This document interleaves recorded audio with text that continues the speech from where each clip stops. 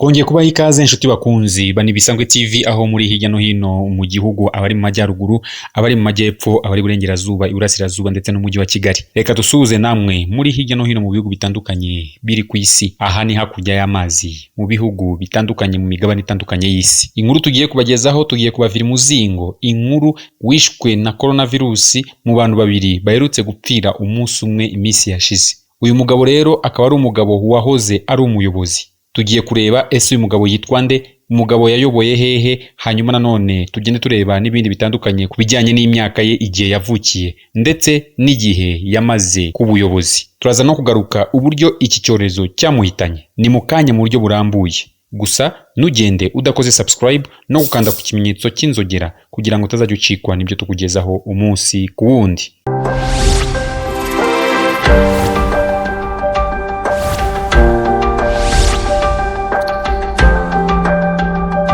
Umugabo witwaga Rurangwa Manzi wabaye umuyobozi mu nzego z'ibanze, by'umwihariko akaba yarabaye umunyamabanga nshingwabikorwa w'imirenge itandukanye. Yishwe n'iki cyorezo cyibasiye isi. Rurangwa Manzi yapfuye afite imyaka 45 kuko yavutse mu mwaka w'1975. Yayoboye imirenge ya Kinobo na Bigogwe yo mu karere ka Nyabihu mu ntara y'Iburengerazuba. Ni umwe mu bantu 10 hano mu Rwanda bamaze guhitanwa n'iki cyorezo, mu gihe imibare ya Minisiteri y'Ubuzima yo kuwa gatatu tariki 19 Kanama yagaragaje ko abantu 2644 aribo bamaze kwandura iki cyorezo, naho 1698 bamaze gukira. Ni mu gihe abandi bagera kuri 936 bakirwaye.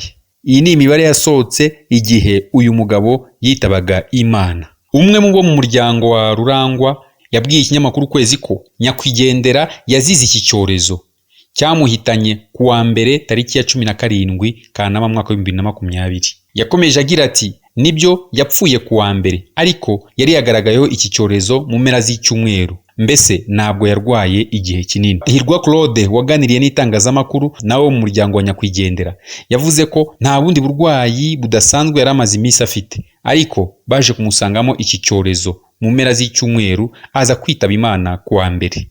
Ati bayimusanganye ariko nta minsi yayimaranye, yahise yitaba Imana. Ashobora kuba yarayimaranye iminsi. Mu myaka y'2008 nibwo Rurangwa yari umunyamabanga nshingwabikorwa w'imirenge nka Kinobo, aho yanayoboye umurenge wa Jenda nk'uko bitangazwa n'abamuzi. Ni kenshi inzego zirimo izishinzwe ubuzima n'izishinzwe umutekano n'izindi zitandukanye zikangurira abanyarwanda kwitwararika no kwirinda iki cyorezo, kandi icyorezo gifite ubukana ndetse cyica kitarobanuye nk'uko bamwe babikekaga, bavuga ko gihitana abageze mu zabukuru gusa. Ndabibutsa yuko uyu nguyu yari umuntu wa 10 mu bantu bamaze guhitanwa n'iki cyorezo mu Rwanda kuvaho iki cyorezo cyatangiye kuboneka mu Rwanda ku munsi wa mbere mu kwezi kwa gatatu ku itariki 14. Iyo usesenguye mu bantu bamaze guhitanwa n'iki cyorezo, harimo abakuru, harimo abaringaniye, harimo n'abafite imyaka ikiri mito. Aha ntitwakwirengagiza n'uwapfuye afite imyaka 24 gusa y'amavuko. Bisobanuye yuko iki cyorezo kidatoranya imyaka nk'uko benshi babikeka. Ayo niyo makuru rero twabashije kubona y'umwe mu bantu babiri batangajwe iminsi yashize bahitanywe n'iki cyorezo mu Rwanda.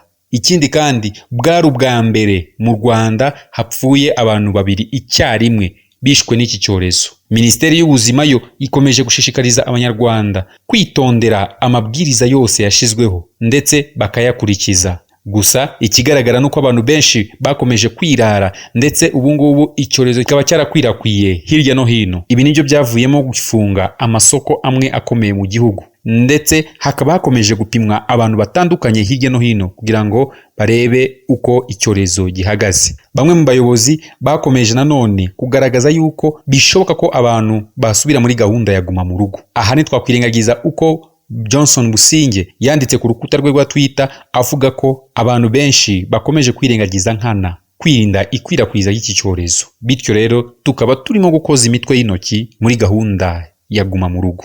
Kanda subscribe, siga igitekerezo cyawe ahanditse comment, ndetse unasangiza abandi iyi nkuru. Iyi ni Bisangwe TV. Imana ibarinde.